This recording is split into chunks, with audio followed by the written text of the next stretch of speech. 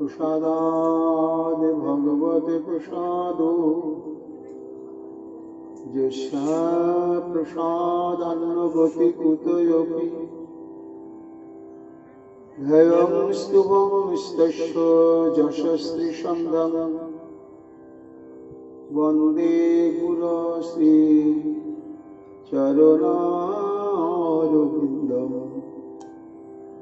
गौरकृपा घनीभूतं प्रभुः श्री हरिनन्दन मम जीवन सर्वस्व भक्त्यालोमि पुनः पुनः राधा कृपामयं वपुः श्री गुरुदिन तारकं प्रभुं श्री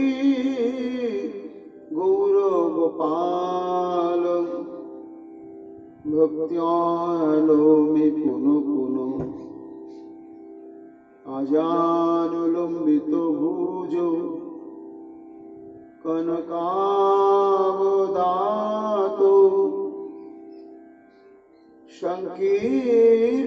संकीर्तनैकपितरो कमलायताक्षो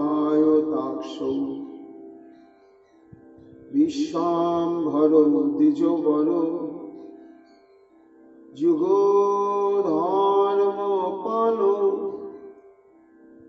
वन्दे जगत्प्रियकरो करुणावतारो आनन्दलीलामय विग्रहाय हेमावदिव्यच्छविसुन्दराय तस्मै महाप्रेम रसप्रदाय चैतन्यचन्द्राय नमो नमस्ते निरानन्दमिदं सर्वं प्रेमानन्दस्पदीकृतं येन तं सततं वन्दे नित्यानन्दजगद्गुरुं श्री अद्वैत नमोस्तुभ्यं कुलीजन कृपानिधे गौरी प्रेम प्रदानाय श्री सीतापतये नमो लादिनी स्वरूपाय गौरांग सुहृदाय च भक्त शक्ति प्रदानाय गदाधर नमस्तुते प्रणमामि श्रीवासं तमाद्दं पंडितं मुदा श्रीगौरांग कृपापात्रं कीर्तनानन्दमानसं गौरी प्रेम प्रदायैव सर्वत्र समदर्शिने नारायणो सुताय च श्रीमन्नरहरये नमः बर्हापीडविरामं मृगमदतिलकं कुण्डलाक्रान्तगण्डं कञ्जाक्षं कम्बुकण्ठं श्वेतशुभगमुखं सादरेणस्तवेणुं श्यामं शान्तं त्रिभङ्गं रविकरो वसनभूषितं वैजयन्त्या वन्दे वृन्दावनस्थयुवतिशतवृतं ब्रह्मगोपालवीशं नमो नलिननेत्राय वेणुवाद्यविनोदिने राधाधरो सुधापालो शालिने वनमालिने हे कृष्ण करुणा सिंधु দীনবন্ধ জগৎপতে গোপেশ গোপিকা কান্ত রাধাকান্ত নমস্তুতে মুখং করোতি বাচালং পঙ্গুং লঙ্ঘয়তে গিরিম যাতি কৃপা তমহং বন্দে পরমানন্দ মাধবম তপ্ত কাঞ্চন গৌরাঙ্গী রাধে বৃন্দাবনেশ্বরী বৃষভানুসুতে দেবী তং নমামি হরিপ্রিয়ে মহাভাব স্বরূপাতং কৃষ্ণ প্রিয়াবরিয়সী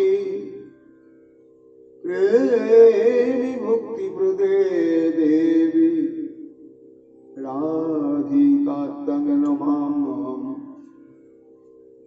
বন্দে নন্দ ব্রজ স্ত্রীণাম পাদোরেণু অভিঘ্নসো যশাঙ্কুরি কথাদ্গীতং পুনাতি ভুবনত্রয়ম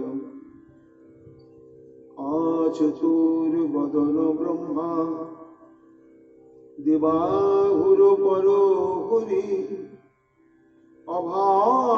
অভালোচন শম্ভু ভগবান বদরায়ণী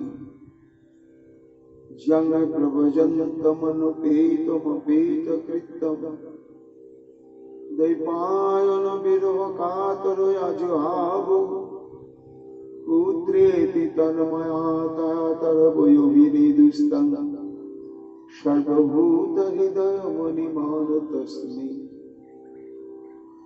তমাদিদেবম করুণানিধানম তমালবর্ণম শ্রীতাবতারম অপার সংসার সমুদ্র সেতু ভজামহে শ্রীভাগবত স্বরূপম শ্রুতাম শ্রুতাম নিত্যম জ্ঞাতাম জ্ঞাতাম মুদা চিন্ততাম চিন্ততাম ভক্ত চৈতন্য চরিতামৃতম বাঞ্ছাকল্পতরুভ্যশ্চ কৃপা সিন্ধুভ্যেব চ পতিতানাং পাবনেভ্যো বৈষ্ণবেভ্যো নমো নমঃ। জয় রূপ সনাতন ভট্ট রঘুনাথ শ্রীজীব গোপাল ভট্ট দাসের রঘুনাথ ভক্তি ভরে বন্দি ছয় গোসাইয়ের চরণ যাহা হইতে বিঘ্ন নাশ অভীষ্ট পূরণ। জয় গৌর ভক্তবৃন্দ গৌর চাঁদের প্রাণ সবে মিলে দেহ মোরে নিতাই গৌর ভক্তি দান নিতাই গৌর হরি বল নিতাই গৌর হরি বল নিতাই গৌর হরি বল জয় জয় নিতাই গৌর হরি হরি বল। অগয়ন্তর জামি ভক্তির তব শোনো শোনো নিবেদন। অগয়ন্তর জামি ভক্তির তব শোনো শোনো নিবেদন। যেন থাকে নিশিদিন তোমার সেবায় মোর তনু প্রাণ মন। শোনো শোনো নিবেদন, ওগো অন্তর জামি ভক্তির তব। শোনো শোনো নিবেদন, নয়নে কেবল দেখি যেন আমি তোমার স্বরূপ ত্রিভুবন স্বামী। নয়নে কেবল দেখি যেন আমি তোমার স্বরূপ ত্রিভুবন স্বামী। শিরে বহি যেন তোমার পূজার অর্ঘ অনুপম। শোনো শোনো নিবেদন,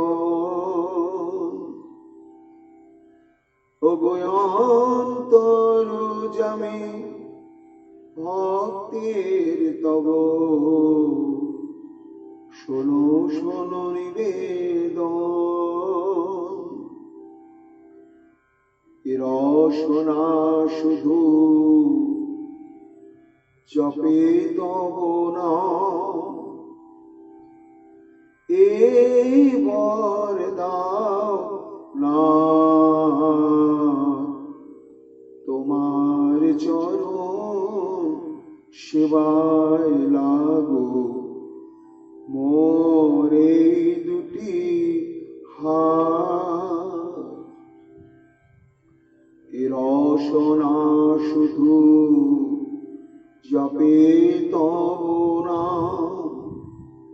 এই বর দাও না তোমার চরণ সেবায় লাগো মোর এই দুটি হাত। ওঠে তব নাম প্রতি নিঃশ্বাসে, শ্রবণে কেবল তব নাম ভাসে। ওঠে তব নাম প্রতি নিঃশ্বাসে, শ্রবণে কেবল তব নাম ভাসে। তব মন্দির পথে যেন সদা চলে মোর এ চরণ। শোনো শোনো নিবেদন, ওগো অন্তর জামি ভক্তির তব। শোনো শোনো নিবেদন।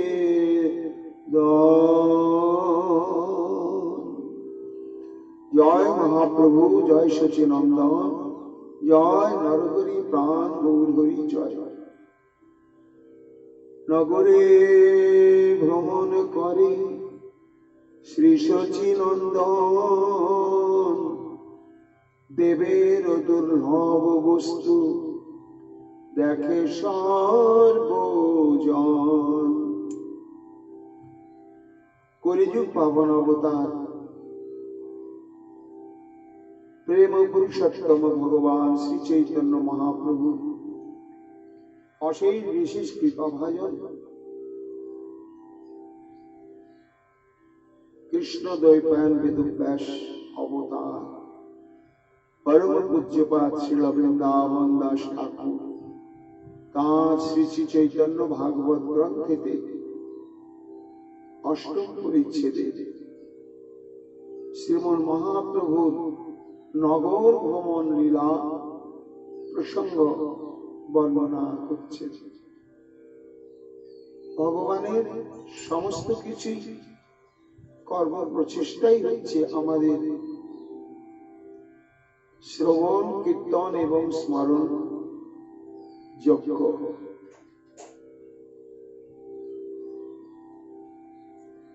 তাতে আবার গৌর কথা কবিরাজ গোস্বামী পাঠ করলেন, ভব সিন্ধু তরিবারে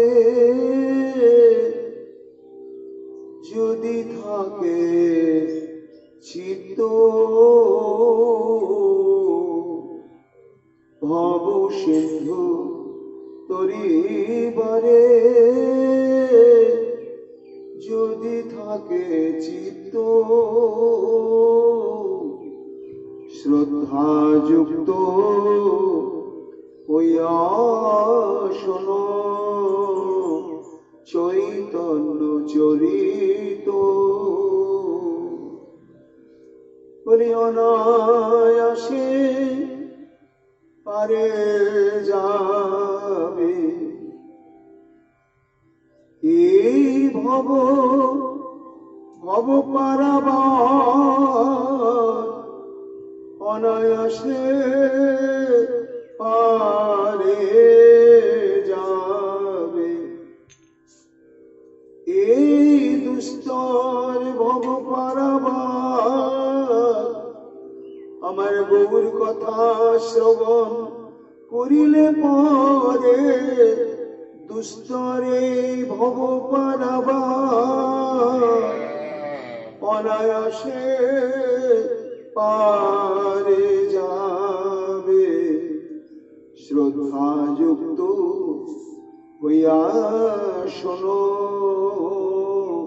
চৈতন্য চরিত।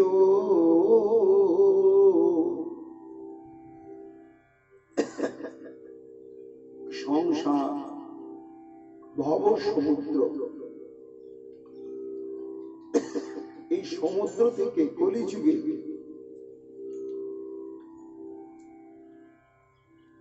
পার করে দিতে পারেন কে? ভব পারের কান্ডারি আমার খুব সুন্দর। মহাজন বলছেন বিশ্বনাথ চক্রবর্তী যে আমরা এই ভব সমুদ্রে নিমজ্জিত জীব, মায়ার দ্বারা পরিচালিত হচ্ছে, কবু স্বর্গে উঠায়, কবু নরকে ডুবায়।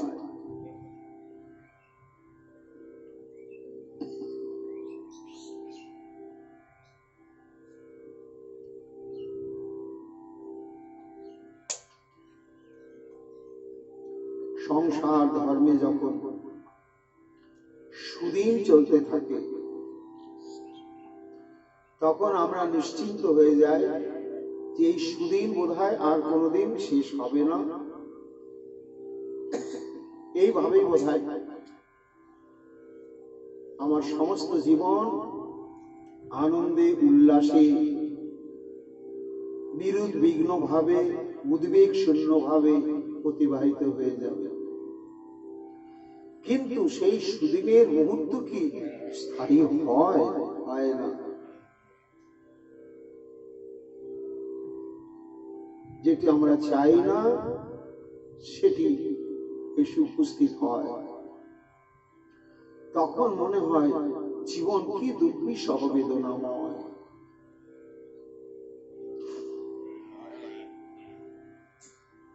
বেদনাময় তো সংসার সমুদ্র,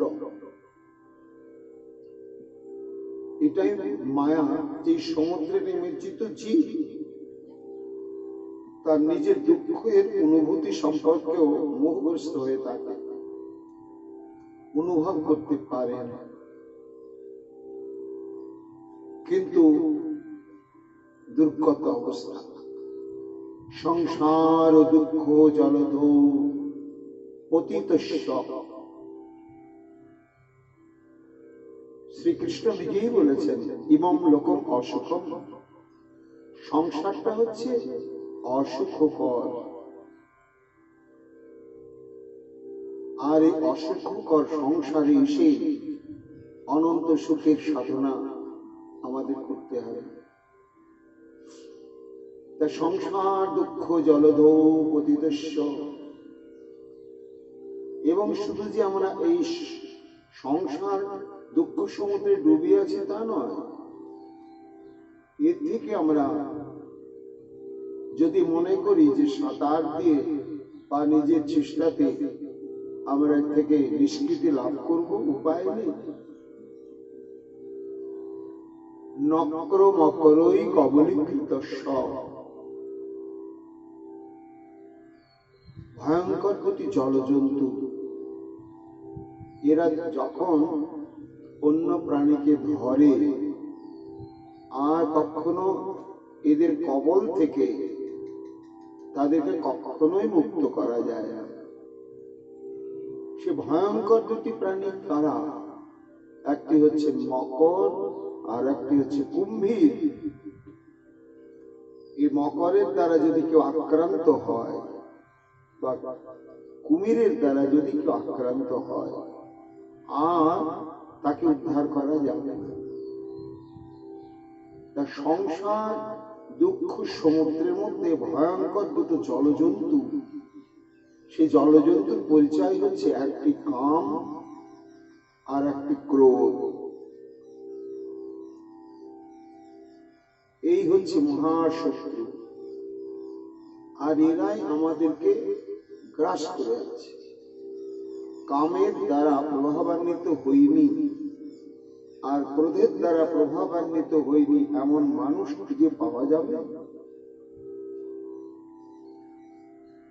এই জন্য হে জীব, এই দুঃখময় সংসারে তুমি নিমজ্জিত, তাতে আবার ভয়ঙ্কর দুটো জলজন্তু তোমাকে একেবারে কবলীকৃত করে রয়েছে। তবু যদি মনে করো যে আমি নিজের চেষ্টায় কুমিরের মুখ থেকে, মকরের মুখ থেকে নিজেকে মুক্ত করব, পারবে না। কেন? বাঁধা আছে তুমি। কিসের বন্ধনে বাঁধা আছে? সংসার দুঃখ জলধৌ পতিতস্য কাম ক্রোধাদি নক্র মকরৈ কবলীকৃতস্য দুর্বাসনা নিগড়িতস্য। ভীষণ ভাবে তুমি একেবারে লৌহ শৃঙ্খলে বাঁধা রয়েছে। তুমি যে হাত পা ছুঁড়ে নিজের শক্তি প্রকাশ করে আত্মরক্ষা করবার চেষ্টা করবে, যে পারবে না। সেই শেকলটার নাম কি? দুর্বাসনা। এই দুর্বাসনার স্বরূপটা কি? না, শ্রী কৃষ্ণ প্রীতি কর্ম ব্যতিরেকে যত রকম কর্মের বাসনা, সেটা শুভ হতে পারে, জড়জাগতিক বিচারে সেটা শুভ হতে পারে, আবার অশুভ তো হবে। এই সমস্ত কিছু কর্মের যে বাসনা, সেই বাসনাকে বলা হচ্ছে দুর্বাসনা। যদি কৃষ্ণের উদ্দেশ্যে না হয়, কৃষ্ণ প্রীত্যার্থে যদি না হয়, তাহলে সমস্ত প্রকার দান ধ্যান ব্রত যোগ তপস্যা এবং এই সমস্ত করবার জন্য যে বাসনা, সমস্তই দুর্বাসনার অন্তর্গত। এমন মানুষ খুঁজে বের করা যাবে যে এই বাসনার শৃঙ্খলে বদ্ধ দশা প্রাপ্ত হয়নি। প্রত্যেকেই। এই জন্য পারবে না তুমি। তাহলে কারো কাছে সাহায্য প্রার্থনা করব? না না, দুর্বাসনা নিগড়িতস্য নিরাশ্রয়স্য। আমরা লক্ষ লক্ষ হিতাকাঙ্ক্ষী আত্মীয় স্বজনের মধ্যে থেকেও ভয়ঙ্কর অসহায় এবং নিঃস্ব, সেখানে আমাদের কেউ আর নেই স্বজন বলে পরিচয় দেওয়ার মতো। কেন? না, তাদের সে ক্ষমতা তো নেই। যখন সেই মৃত্যু সমাজকে আকর্ষণ করতে থাকবে, তখন কি করবে পিতা মাতা আত্মীয় স্বজন বন্ধু? এই জন্য জীব তুমি ভয়ঙ্কর অসহায়। সেই সময় একমাত্র কলিযুগে সহায় হচ্ছেন আমার শ্রীকৃষ্ণ চৈতন্য মহাপ্রভু। তাই বিশ্বনাথ চক্রবর্তী কাঁদতে কাঁদতে বলছেন, হে প্রভু, এই ভবসিন্ধু স্বরূপটি এইরকম, আর আমি তার মধ্যে এই দশা প্রাপ্ত হয়ে রয়েছি। তাই নিরাশ্রয় সংসার দুঃখ জলধৌ পতিতস্য কাম ক্রোধাদি নক্রমকরৈ কবলীকৃতস্য দুর্বাসর নিগলিতস্য নিরাশ্রয় চৈতন্য চন্দ্র দেহি পদাবলম্বন। হে কলিযুগ পাবন অবতার, হে শ্রী চৈতন্য মহাপ্রভু, এ যুগে একমাত্র তুমি ত্রাণকর্তা, উদ্ধারকর্তা, পরাগতি দাতা, আর কেউ নেই। তা সেই গৌর চরণকে আশ্রয় করা মানে হচ্ছে গৌর কথাকে আশ্রয় করা। যার জন্য কবিরাজ গোস্বামী পাদ বললেন যে তুমি যদি গৌর কথা শ্রবণ কীর্তনে প্রচন্ড ভাবে আসক্ত হয়ে পড়ো, তাহলে তুমি অনায়াসে ভবসমুদ্র পার হয়ে যাবে আমার পতিত পাবন শ্রী চৈতন্য মহাপ্রভুর কৃপাতে। এই জন্যই শ্রোতাম শ্রোতাম নিত্যম গীয়তাম গীয়তাম মুদা চিন্ততাম চিন্ততাম ভক্তা চৈতন্য চরিতামৃতম। শুনতে হবে গৌর কথা। প্রভু আমার নগর ভ্রমণ করছেন, দেবের দুর্লভ বস্তু দেখে সর্বজন। যারা নিমায় পণ্ডিতকে দেখেছেন, তারাও যখন আবার দেখছেন, তখন তার মধ্যে একটি অদ্ভুত অনন্য মাধুর্যময় স্বরূপ দর্শন করছেন, আশ্চর্য হয়ে যাচ্ছেন। আর এই নিমাই পণ্ডিত কোথায় যাচ্ছেন? সমস্ত সঙ্গে পড়ুয়াবর্গ রয়েছেন। ওই সমস্ত ব্যাকরণের কথা আলোচনা করতে করতে প্রভু যাচ্ছেন। কোন দিকে যাচ্ছেন? প্রত্যেকে ভাবছে, ইস, আমার ঘরে যদি একটুখানি পদার্পণ করতে। হঠাৎ সম্মুখে দেখছেন তাঁতি পাড়া, খট খট খট খট কাপড় বোনা হচ্ছে, তন্তুবাই পল্লী। সেখানে সমস্ত কুশলী শিল্পী রয়েছে। উঠিলেন প্রভু তন্তুবায়ের দুয়ারে, দেখিয়া সম্ভ্রমে তন্তুবায় নমস্কারে। একটি সম্ভ্রান্ত তন্তুবায়ের গৃহ। মহাপ্রভু একেবারে সরাসরি তার কাছে, তার ঘরে গিয়ে উপস্থিত।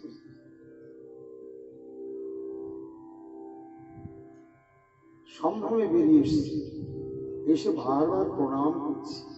কেন? ব্রাহ্মণ, জগন্নাথ মিশ্র তনয়, এই জন্য সবারই প্রণম্য।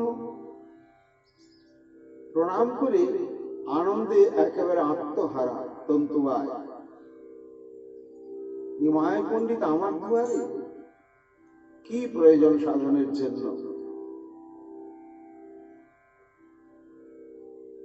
ততস্তু বায়ক প্রীত স্তয়র বিষমকল্পয়।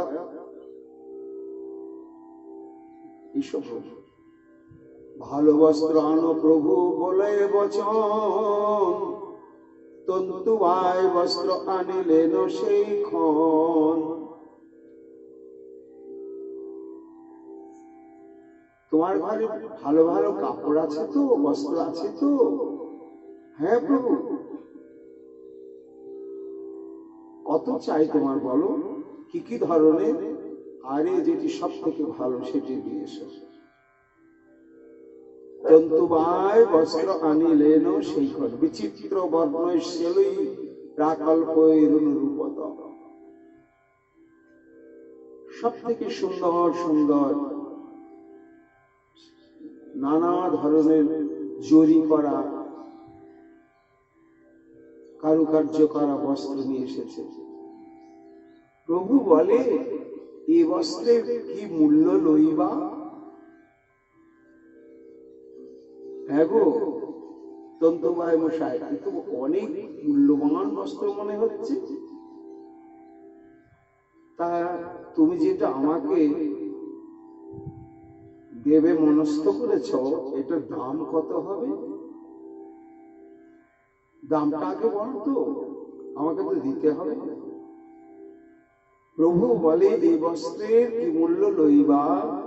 তন্তুবায় বলে, তুমি আপন এসে দিবা। তন্তুবায় বলছে, ঠাকুর তুমি যে এসেছ, এটাই তো আমার বড় প্রাপ্তি। মানুষ ব্যবসা করে অর্থ উপার্জনের জন্য। দোকানদার দোকান খুলে বসে আছে অর্থ উপার্জনের জন্য, কিন্তু কোন ব্যবসায়ী এই অর্থ উপার্জনের উদ্দেশ্যে বসে থাকতে থাকতে যদি পারমার্থিক মহাসম্পদ তোমার অভয় চরণারবিন্দ প্রাপ্ত হয়ে যায়, তাহলে বলো যাকে পেলে আর কিছুই পাওয়ার বাকি থাকে না, তো তার কাছে কি চাইব? কি চাওয়ার প্রয়োজন আছে বলো? হ্যাঁ, তুমি যদি মনে করো না দিলে তোমার মনটা খুশি হবে না, তাহলে তোমার যেটা মন চায় সেটাই তুমি দাও। মূল্য করি বলে প্রভু এবে করি নাই, তাঁতি বলে দশে পক্ষে দিবা বাগসাই। মহাপ্রভু জানতে চাইছি, তন্তুবায় বলার ইচ্ছা নেই যে বস্ত্রের প্রকৃত মূল্যটা কত, কিন্তু মহাপ্রভু যখন বারবার জানতে চাইছে, তখন তার সেটি যেটি ন্যায্য মূল্য সেটি বললেন, প্রভু এই দাম। ও এত দাম, কিন্তু এখন তো আমার কাছে পয়সা কিছু নেই।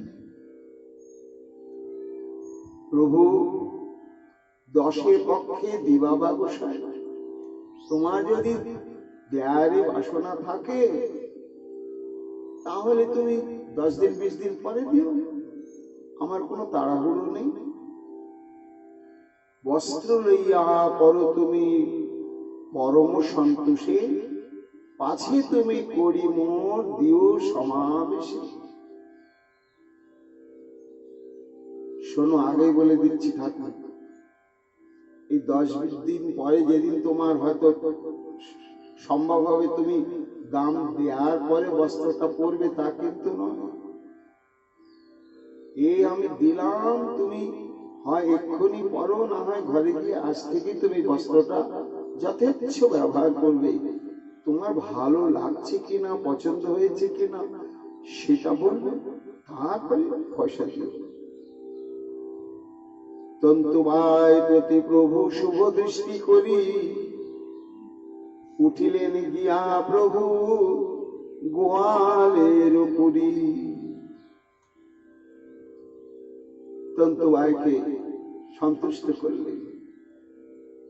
তস্য প্রপন্ন ভগবান প্রদাত সারূপ্যমাত্মন শ্রিয়ং চ পরমাং লোকে বলৈশ্বর্য স্মৃতি দৃঢ়।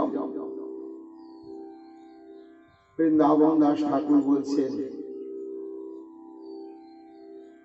চাইতে গেলে তো ঠকতে হয়, যারা চায় না তারা অনেক বেশি পায়, আর যারা চায় তারা ঠকে যায়। তাই যে দাম নিলেন না, কিন্তু তার জন্য প্রভু কি করলেন না, তস্য প্রপন্ন ভগবান প্রদাত সারূপ্য মাত্মনম। মহাপ্রভু দেখলেন যে মহাপ্রভুর চরণের তন্তুবায় যে শরণাগতি, তার মধ্যে বিন্দু মাত্র কোনো ফাঁক বা কপটতা নেই।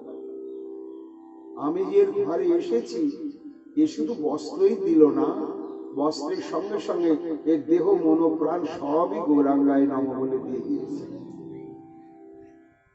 আমাকে দেখার পরে ও আর নিজেকে যেন নিজের মধ্যে ধরে রাখতে পারবে না, এইভাবে যেন পরিপূর্ণ আত্মসমর্পণ করে দিলাম। তাই প্রপন্ন অর্থাৎ প্রকৃষ্ট রূপে যে আমার চরণকে আস্তিকে আশ্রয় করলে, কেমন আশ্রয়?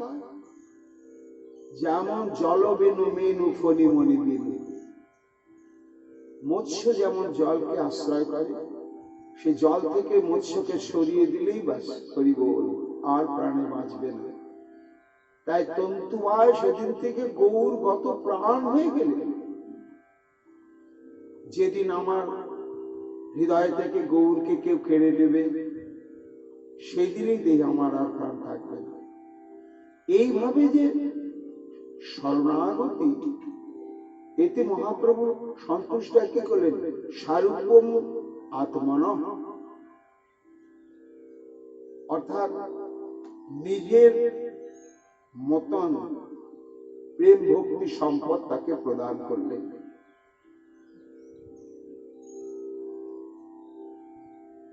শুধু তাই নয়, বল ঐশ্বর্য স্মৃতিন্দ্রিয়ম, আরো প্রাণ খুলে সাধু সেবা যাতে করতে পারে, তেমন তেমন তার যোগ্যতা, তেমন তেমন সম্পদ, তেমন তেমন মেধা বুদ্ধি বৃত্তি সব প্রদান করলেন। বৃন্দাবন দাস ঠাকুর বলছেন, জগৎকে এটাই তো দেখাচ্ছেন গোবিন্দ, দাও আমাকে দাও। এইভাবে তন্তুবায়গণকে কৃতার্থ করে আবার এগিয়ে পড়লেন। হঠাৎ দেখলেন গোপপল্লী, গোয়াল পাড়া, বিশাল গোপপল্লী যেন বৃন্দাবন। গায়ে বাছুরের চিৎকার, কোথাও গাভী দহন চলছে, কোথাও দধি মন্থন চলছে। একেবারে মহাপ্রভু যে হাঁটছেন, বৃন্দাবনে এসে গেলাম। বসিলেন মহাপ্রভু গোপের দুয়ারে, ব্রাহ্মণ সম্বন্ধে প্রভু পরিহাস করে। প্রভু বলে, আরে বেটা, দধি দুগ্ধ আনো, আজই তোর ঘরে লইব মহাদান। গোয়াল পাড়ায় ঢুকে গিয়ে মহাপ্রভু বলছেন, এই কার ঘরে ভালো ভালো মাখন রয়েছে, নবনীত রয়েছে, দুগ্ধ রয়েছে, দধি রয়েছে, নিয়ে এসো। গোপবৃন্দ দেখে যেন সাক্ষাৎ মদন, সম্ভ্রমে দিলে নয়ানি সুন্দর আসন।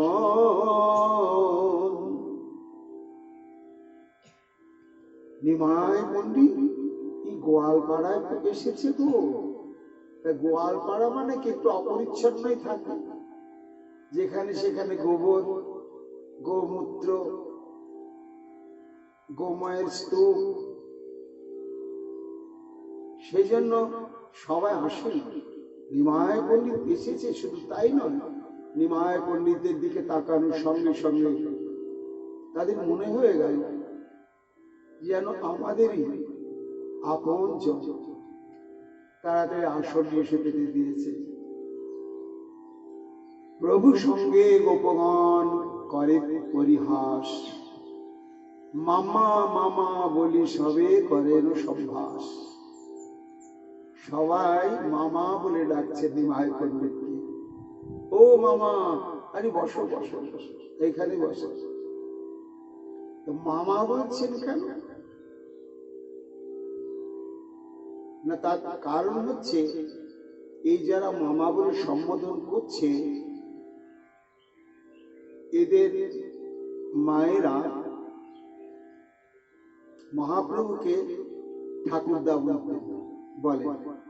ব্রাহ্মণের ছেলে তো, এই জন্য ব্রাহ্মণের ছেলে যদি বয়োকনিষ্ঠ হয়, আমরাও ছোটবেলায় দেখেছি, তা অন্য কোন জাতি সম্মান দিয়ে বলতেন দাদা ঠাকুর আসুন, দাদা ঠাকুর আসুন, বয়সে কিন্তু অনেক ছোট, কিন্তু ব্রাহ্মণ মর্যাদা দিতে হবে। তা এদের সমস্ত মাতৃবৃন্দ মাঝে মাঝে সচিব মায়ের কাছে যেতেন, আর তখন থেকে নিমাইকে দাদা ঠাকুর বলতেন। দাদা ঠাকুর মানে ভাই, সেই হিসাবে এদের সন্তানগুলো নিমাইকে মামা।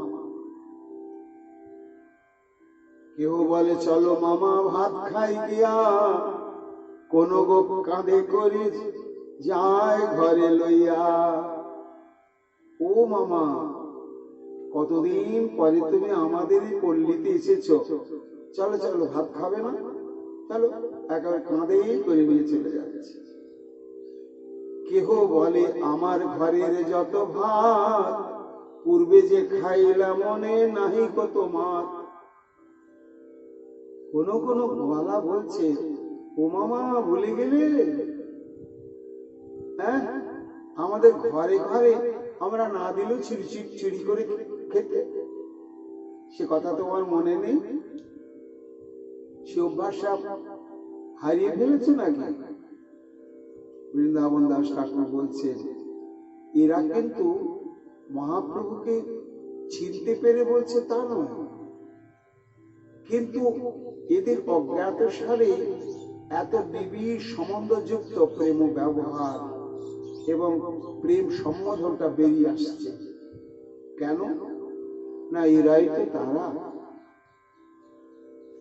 ভগবান যখন যখন অবতীর্ণ হন, তখন তার যত পরিকর বৃন্দ তারাও সবাই অবতীর্ণ হন। সরস্বতী কহে গোপ, সরস্বতী সত্য কহে গোপ নাহি জানে, হাসে মহাপ্রভু গোপগণের বচনে। অর্থাৎ এরা কিন্তু জেনে শুনে বলছে তা না। দধি ঘৃত দধি সুন্দর নবনী, সন্তোষে সর্বগোপ দেয় প্রভুরে আনি। আনন্দ তাদের ধরে না। গোয়ালা কুলেরে প্রভু প্রসন্ন হইয়া, গন্ধ বণিকের ঘরে উঠিলেন গিয়া। নবদ্বীপের এইভাবে যারা নিজস্ব জাতিগত বৃত্তি নিয়ে রয়েছেন, আজকে প্রত্যেককে কৃতার্থ করতে বেরিয়েছেন মহাপ্রভু। যে দেখো, যে যে ব্যবসায় নিয়ে থাকো, সেটাই যদি কৃষ্ণের উদ্দেশ্যে হয়ে যায়, তখন কৃষ্ণ পাবার জন্য আর স্বতন্ত্র সংসার ত্যাগ করে ভজনের কোনো অপেক্ষা থাকে না। তখন তার দ্বারাই কৃষ্ণকে সম্প্রাপ্ত হওয়া যায়। আজ এই গোয়ালারা কি পেলেন? যা পেলেন তাকে কেউ পেতে পারেন কোন যুগে কোন কালে? ব্রহ্মাও পর্যন্ত পেলেন না। কত কেঁদেছিলেন মহাপ্রভু শ্রী গোবিন্দের চরণে পড়ে, আর আমাকে তুমি ব্রহ্মলোকের দায়িত্ব রেখো না গোবিন্দ, এই বৃন্দাবনের গোপপল্লীর একটা গোয়ালা করে দাও। আর ভালো লাগে না। এই যে তোমার লীলা মাধুর্য, সর্বেন্দ্রিয়ের দ্বারা তোমার সেবা করার যে সুখ, যে আনন্দ, আর তোমার এই মাধুর্য রস আস্বাদনের যে অনুভূতি, এটা ব্রহ্মলোকে তো নেই। কিন্তু ব্রহ্মা তা পেলেন না, পাওয়া সম্ভব হলো না। আজকে নবদ্বীপে গোয়ালপাড়ার সেই সমস্ত গোয়াল গোপবৃন্দ, তারা সেই দুর্লভ বস্তুকে প্রাপ্ত হয়ে গেল। তারা নিজেরাও বুঝলেন না যে আমাদের জাতিগত ব্যবসা, এই দুধের কারবার, অর্থ উপার্জন করতে করতে আমরা সেই পূর্ণ ব্রহ্ম সনাতনকে উপার্জন করে বসে থাকলাম। তারাও পর্যন্ত জানলেন না। বৃন্দাবন দাস ঠাকুর বলছেন, এই দেখো, যদি ভগবত ধামে বাস করা হয় তাহলে এইভাবে অযাচিত ভাবেই কখনো কখনো এইভাবে ভগবত কৃপা লাভ হয়ে যায়। এটা হচ্ছে ধামবাসীর স্বীকৃতি, সৌভাগ্য। সব গোয়ালাদের এইভাবে কৃতার্থ করলেন। পেছনে পেছনে যাচ্ছে, মামা আরো কিছুক্ষণ থাকো না গো। না না, আমাকে আরো অনেক জায়গায় যেতে হবে। গন্ধ বণিকের ঘরে উঠিলেন গিয়া, তারপরে যে পল্লীতে প্রবেশ করলেন, বিশাল পল্লী, সেখানে বসবাস করে গন্ধ বণিক, যারা আতর, তারপরে সুগন্ধি দ্রব্য এগুলো প্রস্তুত করে। তা সেই পাড়াতে ঢোকার সঙ্গে সঙ্গে তো একবার মমক হচ্ছে সুগন্ধ চারিদিকে। প্রত্যেকটি বাড়িতে বাড়িতেই তো সেই সব কারখানা। তারা নানা প্রকার ফুল থেকে সংগ্রহ করে সেই সমস্ত নির্যাস করে রাসায়নিক প্রক্রিয়ায় সেগুলো আবার ব্যবহার উপযোগী করে। নানা বর্ণের সমস্ত গন্ধদ্রব্য, এদের এটাই ব্যবসা, এটাই এদেরকে বলা হয় গন্ধবণী। প্রাচীনকালে নিয়ম ছিল। গন্ধবণিকের ঘরে উঠিলেন গিয়া, সম্ভ্রমে বণিক করে চরণে প্রণাম। প্রভু বলে, আরে ভাই ভালো গন্ধ আনো। সম্ভ্রমে বণিক করে চরণে প্রণাম। মহাপ্রভুকে পেয়ে সবাই নিজেকে উৎসর্গ করে দিয়েছে। প্রণাম, এই প্রণাম ছোট্ট একটি ভজন অঙ্গ, কিন্তু প্রণামের তাৎপর্য কি না, প্রকৃষ্ট রূপে নিজেকে উৎসর্গ করে দেওয়া শ্রী ভগবানের চরণ, চিরকালের চরণ। দেহ, মন এবং আত্মা সমস্ত কিছু, তবেই হলো প্রণাম। আর এই প্রণামের দ্বারাই পাওয়া যায় কৃষ্ণ প্রণামী ন পুনর্ভবায়। শাস্ত্র বলছে কোন মানুষ ভজন সাধন করতে পারে না, কিন্তু ঘুম থেকে উঠে প্রত্যেকদিন ঠাকুরকে প্রণাম করে। প্রণাম করে তার জীবনযাত্রা সে ব্যস্ত থাকে।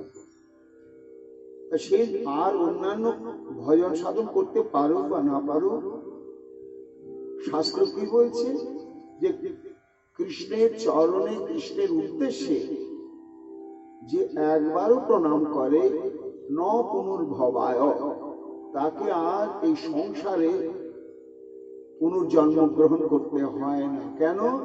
সে ভগবানের সেবাযোগ্য দেহ প্রাপ্ত হয়ে ভগবানের ধামেই চলে যায়। এই জন্যই তো প্রণাম শিখতে হয়, অভ্যাস করতে হয়। অবিচারে নির্বিচারে ব্রাহ্ম চণ্ডাল কুকুরন্ত করি, দণ্ডবধ করিবে বহু মান্য করি। এই সে বৈষ্ণব ধর্ম সবারই প্রবৃত্তি। সেই ধর্মধ্বজি যাইতে নাহি রতি, কুকুর অন্ত করি, কুকুরকেও প্রণাম করতে হবে। কেন? কুকুরের যে মহৎ গুণ, সেটি আমরা কোটি জন্মে অর্জন করতে পারবো না। তিনটি গুণ আছে। একটি হচ্ছে কৃতজ্ঞতাবোধ, অল্পে সন্তুষ্ট, আর অদর্শদর্শী। কৃতজ্ঞতাবোধ, যে কুকুরকে আমরা দুমুঠো অন্ন দিই, ও বাড়ি ছাড়বে না, সারা রাত্রি পাহারা দেবে। কি কৃতজ্ঞতাবোধ তার। কিন্তু আমরা যে দিই, আমরা কিন্তু হিসাব করে দিই না যে ওর পেটটা ভরলো কি ভরলো না। কেউ কি একেবারে কুকুরের পেট ভরিয়ে তবে খাইয়ে তাকে ছাড়ে? তা ছাড়ে না। ওই এক মুঠো দিল, ওই এক মুঠো, ওই এক মুঠো অন্নের জন্য সে কত কৃতজ্ঞ অন্নদাতার প্রতি, আর অতি সন্তুষ্ট যে তোমার বাড়ি তোমার মুখাপেক্ষি হয়ে পড়ে রয়েছে, তুমি আমার পেটটা ভরে তো খেতে দেবে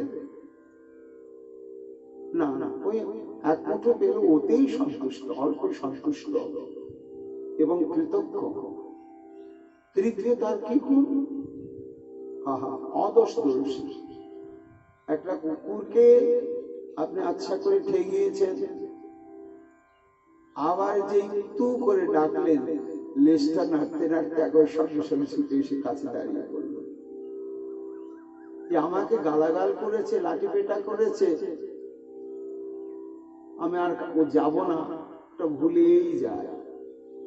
যে তু করে ডাকার সঙ্গে সঙ্গে ছুটে চলে আসে, কোনো মান অভিমান নেই।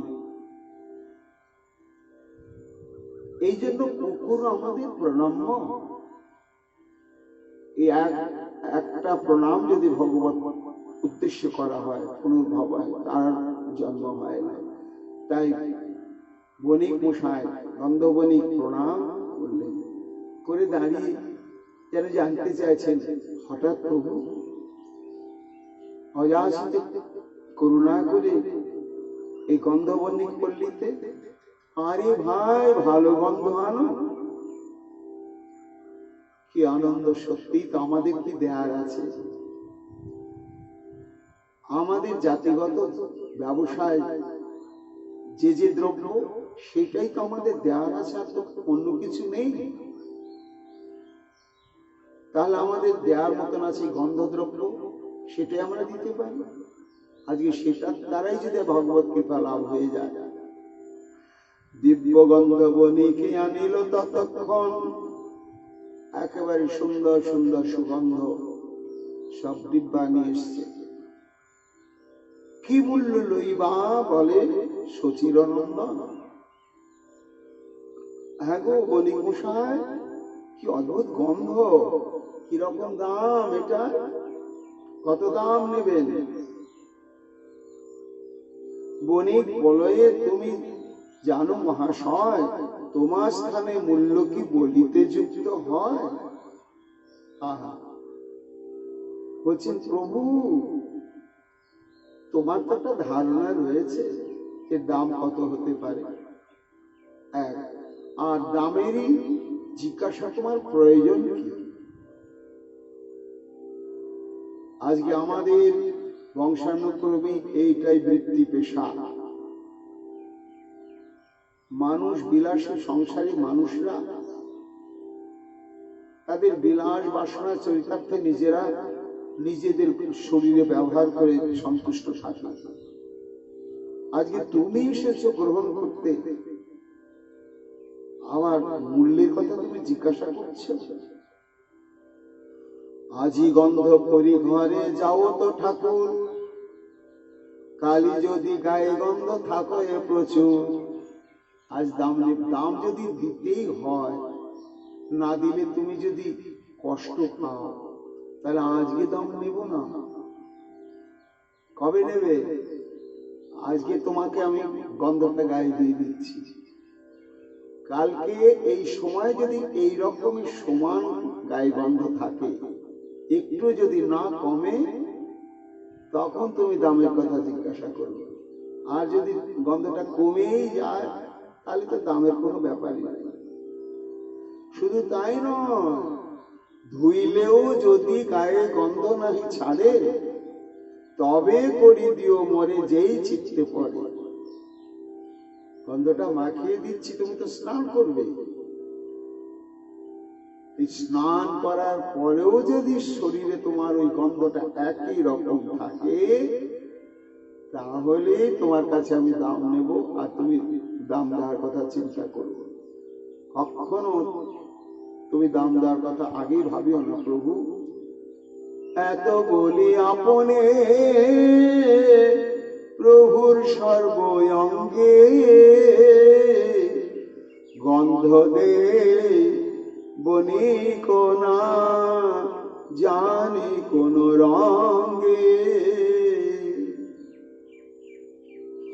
গন্ধ দে বণিক না জানি কোন রঙ্গে, সারা অঙ্গে সেই গন্ধদ্রব্যটি প্রলিপ্ত করছে। লীলাটি আস্বাদন করছেন বৃন্দাবন দাস ঠাকুর। দেখছেন তার ভাবময় দৃষ্টিতে নিতাই চাঁদের কৃপায় অঙ্গে অঙ্গে প্রত্যেকটি অঙ্গকে স্পর্শ করে করে বনি সেই গন্ধদ্রব্যটা লাগাচ্ছে। আর সেই পরশ পেয়ে বণিকে উথাল পাতা হবে না। যা করো নাম দর্শ সুখ সম্পদ, দর্শ পরশ রসপুর, পরশে যে সুক্তা কি আর বলিব গো, সে যে বাণী অনুভব দু। ঠাকুর নরহরি বলছেন যে গৌরাঙ্গের পরশ, এই পরশের যে সুখ সেটা বর্ণনা করা যাবে না। সে যে বাণী অনুভব দু, সীমিত ভাষায় সেটি কখনো বর্ণনা করা হবে যাবে না। তাই দেখছেন বৃন্দাবন দাস ঠাকুর কত ভাগ্যবান গন্ধবনী। কাকে কাকে গন্ধ মাখাচ্ছে গো? কাকে? সেই তত্ত্ব যার অঙ্গগন্ধে ভূলোক ভূগোলোক স্বর্লোক জনলোক তপলোক ব্রহ্মলোক তল অতল বিতল সুতল তলাতল রসাতল 14টা ভুবন যার অঙ্গগন্ধে পরিব্যাপ্ত, সেই তত্ত্ব তো আমার গৌর হরি। এইরকম আমার গোবিন্দের অঙ্গগন্ধ। হ্যাঁ, ওই শাস্ত্রে আছে কুরঙ্গ মদচিদি বপু পরিমলর্মি কৃষ্ণাঙ্গন সকাঙ্গন নলিনাষ্টকে শশীযুতাব্জ গন্ধ প্রথ মদেন্দু বর চন্দনা গুরু সুগন্ধি চর্চার্চিত সমে মদন মোহন সখী তনতি নাশাস্পৃহা।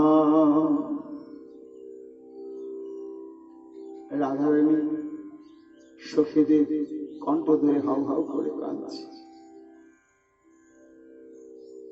প্রতি অঙ্গ লাগে কাঁধের প্রতি অঙ্গ। আগে জানতাম আমি কৃষ্ণকে ভজি, আমি কৃষ্ণকে ভালোবাসি। এখন দেখছি না, আমার ইন্দ্রিয়গুলো তারাও স্বতন্ত্রভাবে কৃষ্ণের সঙ্গে প্রেম করে বসে আছে। নয়ন সে প্রেম করে বসে আছে,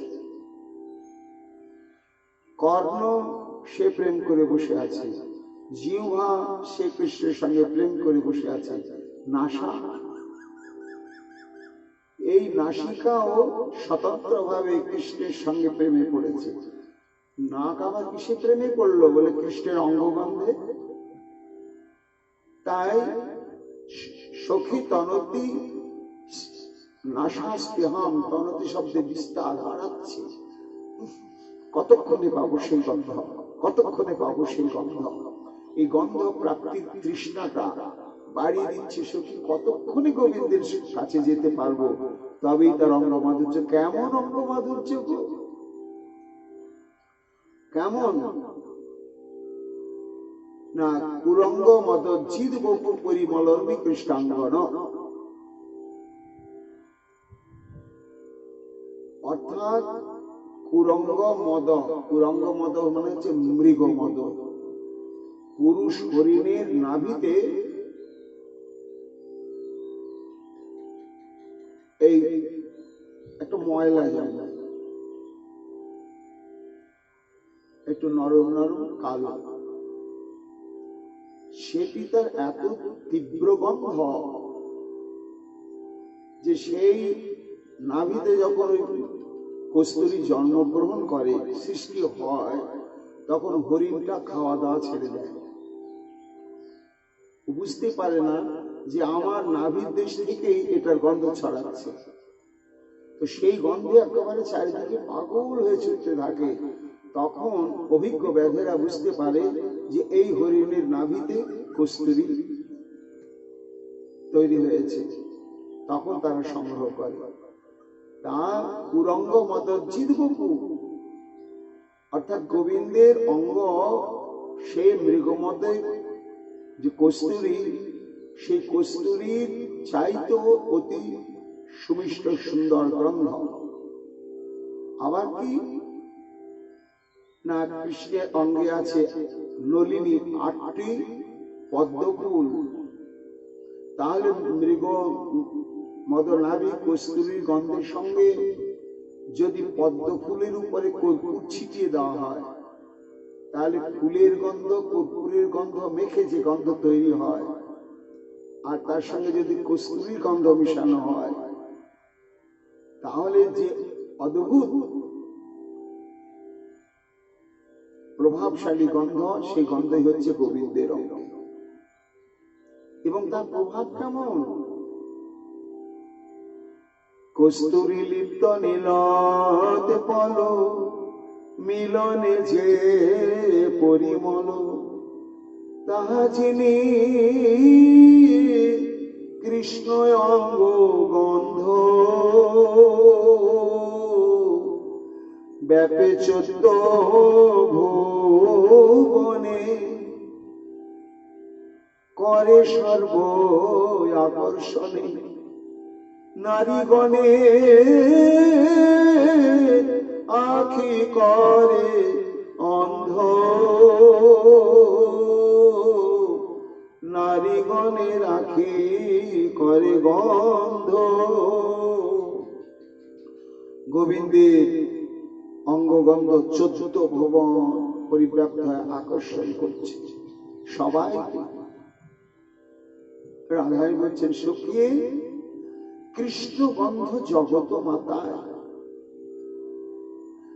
নারীর নাশায় পৈশে, সর্বকাল তাহা বৈশে। আবার শুধু তাই নয়, কৃষ্ণ পাশে ধরি লইয়া যায়। ওই গন্ধ নাককে যে ঢুকলো, ঢুকেই যে ক্ষান্ত হলো তা নয়। যার নাকের মধ্যে কৃষ্ণাঙ্গ গন্ধ প্রবেশ করবে, তাকেই সে ট্রেনে গোবিন্দের কাছে নিয়ে চলে যাবে। আচ্ছা, কৃষ্ণের অঙ্গে এই গন্ধগুলো থাকে কোথায় গো? গন্ধ তো থাকে ফুলে। তাহলে কৃষ্ণ কি ফুল বাগান? হ্যাঁ, ফুল বাগানই তো। সেখানে ফুল আছে। কি ফুল? পদ্ম ফুল। 8টা পদ্ম ফুল। নেত্র নাভি বদন কর যুগ চরণ, এই 8 পদ্ম কৃষ্ণ অঙ্গে, কর্পূরলিপ্ত কমল, তার জয়ছে পরিমল, সেই গন্ধ 8 পদ্ম সঙ্গে।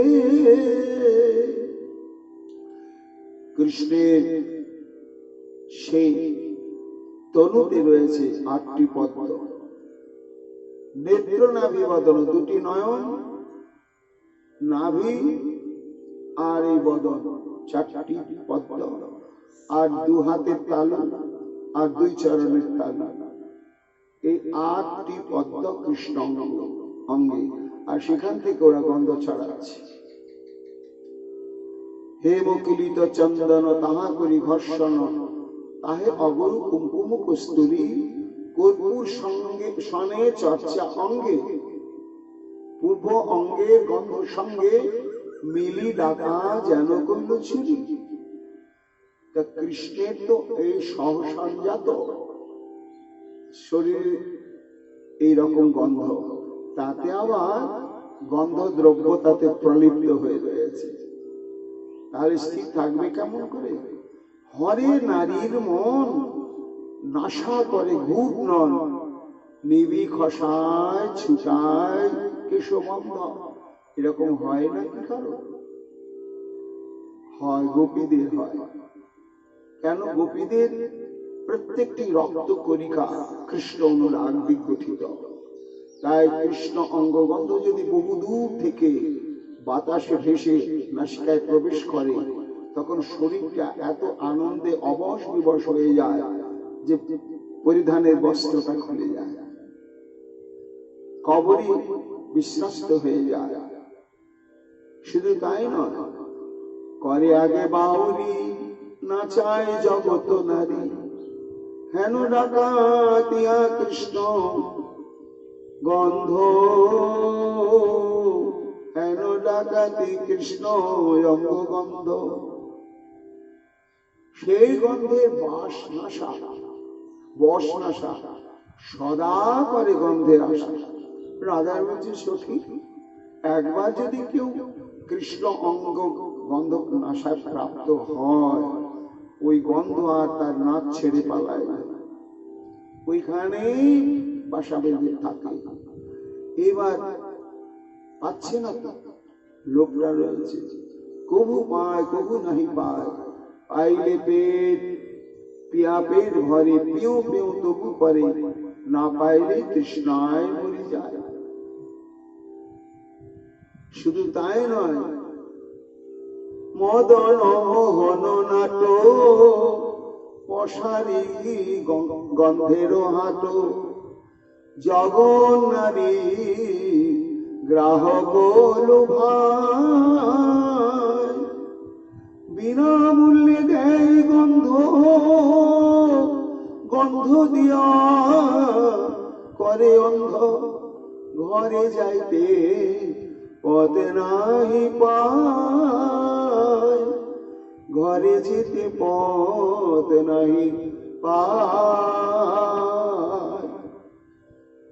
সেই গোবিন্দ, যার গন্ধের এমন মহিমা, তো সেই গোবিন্দই তো গৌরাঙ্গ রূপ এসেছেন। তো যার অঙ্গগন্ধে চতুর্দশ ভুবন পরিব্যাপ্ত উথাল পাতাল হয়ে যায়, আজকে তিনি আমার গন্ধবণিকের কাছে এসে বলছেন, আমায় গন্ধ দাও। কেন বলছেন? না, ভগবানের সম্পদের মধ্যে অনেক কিছু আছে, একটা জিনিস নাই। সেই জিনিসটার অভাব পূরণের জন্যই ভগবান সম্পদ ভক্তকে দেন, দিয়ে আবার তার কাছে হাত পাতেন। তোমার সম্পদ তুমি দিয়েছ, আবার তোমাকে দিয়ে কি বাহাদুরি নেব বলে? ওটাই তো, ওই সম্পদটা যখন আমার কাছে থাকে তখন আমার উপভোগ্য হয় না। আবার ওই সম্পদ যখন ভক্তকে দিই, তারপরে যখন ভক্তের কাছ থেকে আমার কাছে ফিরে আসে, তখন আমি তাকে ছাড়তেই পারি না। কেন না? ওই বস্তুতে আমার কাছে যখন থাকে, তখন ওই বস্তুতে প্রেম থাকে না, তাই আমার কাছে আস্বাদ্য হয় না। ওটা যখন ভক্তকে দিই, তখন ভক্তের হৃদয় নিংড়ানো প্রেমটা ওতে মেখে যায়, আর যেই মেখে যায় তখন ওটা আমার কাছে চরম আস্বাদ্য হয়ে যায়। এই জন্য তিনি অখিল ব্রহ্মাণ্ডের অধিপতি, সমস্ত ঐশ্বর্যের অধিপতি, তবু তিনি কাঙাল। কেন? তার নিজস্ব ঐশ্বর্য তার কাছে উপভোগ্য নয়। ওই ঐশ্বর্য যখন ভক্তের কাছ থেকে ভক্তি মাখা হয়ে নিজের কাছে ফিরে আসে, তখনই হয় চরম উপভোগ্য। সেইটি তো নেই তার কাছে, তাই গন্ধবণিকের কাছে বলছেন, একটু গন্ধ দাও। আহা, আর গন্ধবণিক কত সৌভাগ্য, সে ধন্য হয়ে গেল। সর্বভূত হৃদয় আকর্ষণ সর্বমন, রূপ দেখিয়া মুগ্ধ নহে কোনজন।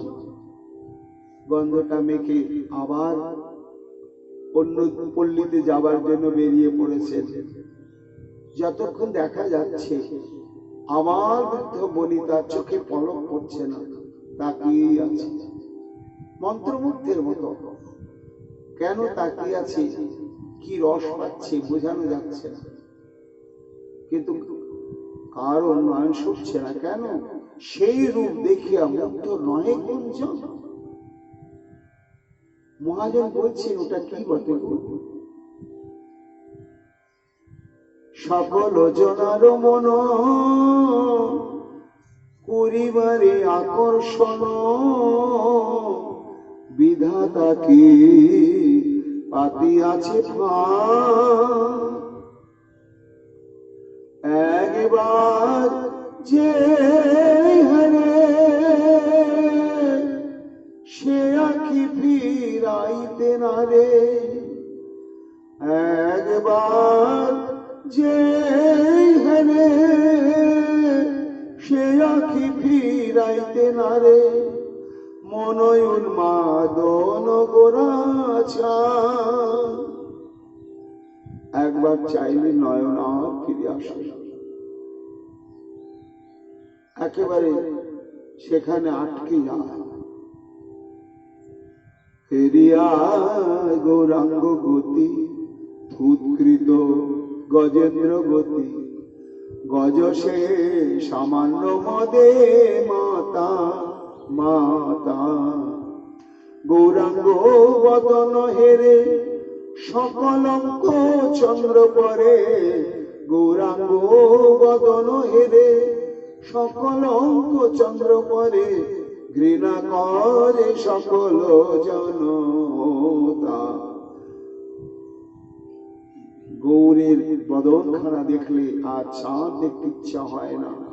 কেন? চাঁদে কলঙ্ক আছে, আমার গৌর বদনে কলঙ্ক নেই। আর তার অঙ্গকান্তি স্বর্ণকান্তি ঝলমল, তার আগে স্বর্ণাচল অচল সে তারে কি গো নিব।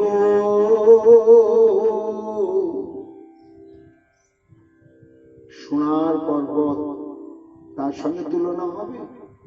কাঁচা সোনা গৌর? না না না। কেন? সোনার পর্বত নাচে না, আমার গৌর সোনা নাচে। সোনার পর্বত প্রেমের অভাব পূর্ণ করতে পারে না, আমার গৌর সোনা তা পূর্ণ করে। তাই অচল সে তারে কি গনিব, গৌরাঙ্গ মধুর বাণী অমৃত তরঙ্গ চিনি, পিলে মন করে পিব পিব। আরে মোর সোনার গৌরাঙ্গ প্রভু, হৃদয়ে উদয় হইয়া মাতায় আমার হইয়া, ভুলিতে নারিব আর প্রভু। এত মাধুর্য নিকেতন গোবিন্দ আমার মহাপ্রভু আমার। বণিকের অনুগ্রহ করি বিশ্বম্ভর, উঠিলেন গিয়া প্রভু মালাকারের ঘর। এবার গন্ধব বণিকের পাড়া পরিভ্রমণ করে অন্য পল্লীতে গিয়ে উপস্থিত হলেন। সেই পল্লীটা হচ্ছে মালিদের পল্লী। বাড়িতে বাড়িতে শুধু ফুলের কাজ কারবার, সব ফুলের স্তবক, বিগ্রহদের জন্য ফুলের নানা রকম অলঙ্কার, আর কত রকমের ফুলের মালা। তারপরে পুষ্পাঞ্জলির নিমিত্ত বৃন্দচ্যুত সমস্ত কুসুম, সেগুলো সব থরে থরে সাজানো হচ্ছে। এই কারবার উঠিলেন গিয়া প্রভু মালাকারের ঘরে। পরময় অদ্ভুত রূপ এ দেখি মালাকার, সাদরে আসন দিয়া করে নমস্কার, সাদরে আসন দিয়া করে নমস্কার। মহাপ্রভু বেছে বেছে এক ভক্ত মালিক দরজায় গিয়ে উপস্থিত হয়েছে। সঙ্গে সঙ্গে ছুটে মালিক একটি অদ্ভুত পবিত্র আসন নিয়ে এসে মহাপ্রভুকে বসতে দিলেন। তারপরে বৃঙ্গারে সুশীতল সুগন্ধ জল দিয়ে এসে চরণ প্রক্ষালন করে দিলেন। তত সুদাম্ন ভবনং মালাকারস্য জগন্মতু তৌ দৃষ্টা সমুত্থায় নানাম শিরসা ভূমি। চরণামৃত সবংশে গ্রহণ করলেন। তারপরে বারবার মহাপ্রভুর চরণে করে প্রণাম করতে লাগলেন। প্রভু বলে, ভালো মালা দেহ মালাকার করি পাতে আগে কিছু নাই তো আমার। আগেই বলে দিচ্ছেন, শুধু গোয়ালপাড়ায় বললেন না দাম দেওয়ার কথা, কিন্তু সব জায়গাতেই দাম দেওয়ার কথা বলছেন। মালা নেব, কিন্তু এখন আমার কাছে কোনো পয়সা নেই, বুঝলে তো। আমি অন্য কাজে বেরিয়ে পড়েছিলাম, এখন তোমাদের মালা দেখে আমার ভীষণ লোভ হচ্ছে। এত বলি মালা দিল প্রভুর শ্রী অঙ্গে, হাসে মহাপ্রভু সর্ব পড়ুয়ার সঙ্গে। মালাকার ভাবছি, সারা জীবন তো মানুষের মনস্তুষ্টি বিধানের জন্যই মালা গাঁথলাম, ন্যায্য মূল্য পাব, আবার উৎসব বাড়িতে গেলে পুরস্কার পাব। এই অদ্ভুত মালা কোনোদিন দেখিনি আমরা, যাও পুরস্কার নাও। এই অর্থ আর এই পুরস্কার, এই নিয়ে তো জীবনকে ধন্য মনে করতাম, কিন্তু সেই অখিল ব্রহ্মাণ্ডপতি তার সেবায় যদি মালা লাগতো তাহলে তো সার্থক হতো জীবন। আজকে মালাকার অন্তর দিয়ে সেটি অনুভব করলে আজকে যেন আমাদের সমগ্র বংশ ধন্য হয়ে গেল। আমাদের জাতিগত ব্যবসা আজ যেন সার্থক হলো। আজ আমাদের এই মালাগুম্ফন শিল্প এটি যেন যথার্থ সৎ উপযোগ হলো। মালা মহাপ্রভুকে পরিয়ে দিলেন। আবক্ষ, আকটি, আজানু, কত রকমের মালা, সুগন্ধি মালা পরিয়ে এবার বারবার দণ্ডবাদ করছেন আর নয়নে চলে ভাসছেন। এই ফুলটা তো তোমারই সৃষ্ট, ফুলের সৌন্দর্য, ফুলের সৌগন্ধ তোমারই সৃষ্ট, তোমারই সৃষ্ট দ্রব্য তোমাকে আজ কত সুন্দর। এইখানে ভক্তের জীবনের সার্থকতা, ইন্দ্রিয় প্রাপ্তির এটাই তো উদ্দেশ্য। সমস্ত ইন্দ্রিয় আত্মভোগের জন্য নয়। সুন্দর দেহ ইন্দ্রিয়গণ, হৃদয়ে দিলে প্রেম রতন। সুন্দর দেহ ইন্দ্রিয়গণ, তুমি হৃদয়ে দিলে প্রেম রতন। নহে তুই আমার সবই যে তোমার, নহে তুই আমার সবই যে তোমার। যুগল চরণে সেবায় লাগাতে তুমি আমায় বহু দিলে নাথ। আমি তো কিছুই নারিলাম দিতে, সারাটি জীবন ভিখারির মতো, সারাটি জীবন ভিখারির মতো। নিলাম দুটি হাত পেতে, তুমি আমায় বহু দিলে না তো। আমি তো কিছুই নারিলাম দিতে। মালাটি পরি চোখে চলে আসছে, বাবাকার কি দেবার আছে প্রভু? সবই তো তোমার, তোমার প্রতি সাধনের জন্য। ইত্যাদি প্রত্যয় রাজেন্দ্র সুদামা প্রীত মানুষ শস্ত্রী সুগন্ধই কুসুমের মালা বিরচিতা দদ। মালাটা করিয়ে দিয়েছে। মালাকার প্রতি প্রভু শুভ দৃষ্টি করি। এই যে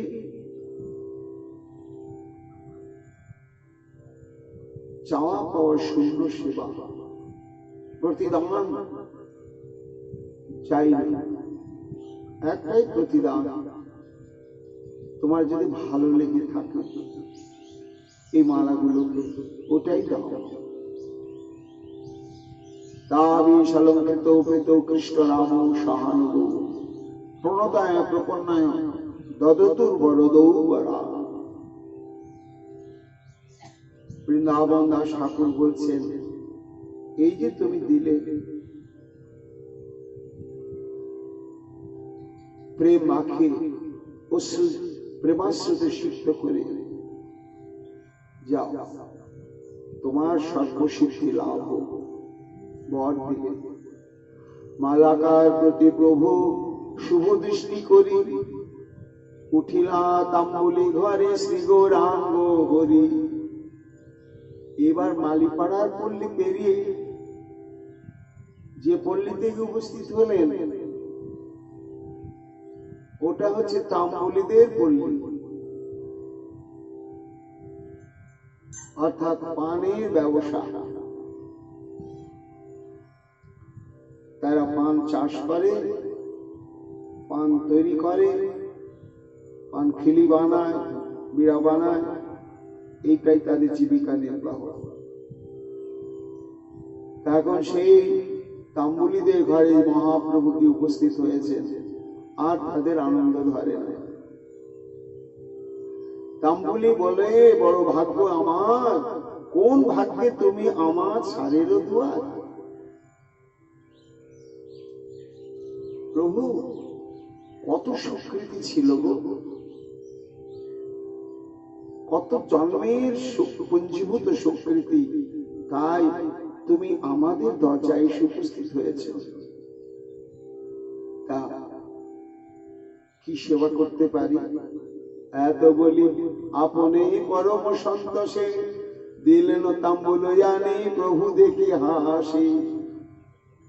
সুন্দর সুগন্ধি সাঁচি পান, একেবারে নানা রকম সুস্বাদু সুগন্ধি মশলাপাতি দিয়ে সাজিয়ে নিয়ে মহাপ্রভুর হাতে দিলে। এই নাও প্রভু, তোমারই তো, প্রত্যেকটি মানুষকে বাঁচিয়ে রাখবার যোগ্যতা তুমি দিয়েছ, ব্যবস্থা তুমি করে দিয়েছ, কিন্তু আমরা তো কৃতজ্ঞতা জানাতে পারি না, নিজেরা ভোগের আনন্দে মত্ত হয়ে থাকে। এত বলি আপনি পরম সন্তোষে দিলেন তাম্বুলয়ানি, প্রভু দেখে হাসি। প্রভু বলে, করিবি না কেন কুয়া দিলা? আরে ভাই, তুমি তো পয়সা আমি আনিও নি, আর খুব দামি পান যা সাজিয়েছ দামি দামি মশলা দিয়ে, এ তো অল্প স্বল্প দাম নয়, তা বিনি পয়সায় তোমার এত দামি জিনিস আমাকে দিলে কেন? তাম্বুলি বলে, চিত্তে হেনই লইলা। যা সত্য তাই বলছেন। বলছেন, প্রভু ওটা আমিও জানি না, আমিও সত্যি তোমাকে বলছি, ওটা আমিও জানি না যে কেন তোমাকে দিলাম আর কেন তোমার কাছে দাম নেওয়ার ইচ্ছা হচ্ছে। শুধু এটাই জানি যে আজকে আমাদের যে জাতিগত ব্যবসা, এই ব্যবসার সূত্র ধরে আজকে আমাদের সমস্ত পুরুষ উদ্ধার হয়ে গেল এই তাম্বুল তোমার সেবায় লাগার জন্য। হাসি প্রভু তাম্বুলির শুনিয়া বচন, পরম সন্তোষে করে তাম্বুল ভক্ষণ। সন্তোষে ভক্ষণ করছেন কেন? প্রেম মাখা আছে, পত্রং পুষ্পং ফলং তয়ং যো মে ভক্ত্যা প্রযচ্ছতি তদ অহং ভুক্তোপরিতমাস্নামি প্রযত আত্মা। যত তুচ্ছ বস্তু কিন্তু তাতে যদি ভক্তের প্রেম মাখা থাকে তাহলে আমি অত্যন্ত যত্নের সঙ্গে প্রীতির সঙ্গে সরাসরি আমি ভক্ষণ করে থাকি। তাই ওই যে তাম্বুল বিটিকাটি দিয়েছেন তাতে যে কত প্রেম মাখা রয়েছে।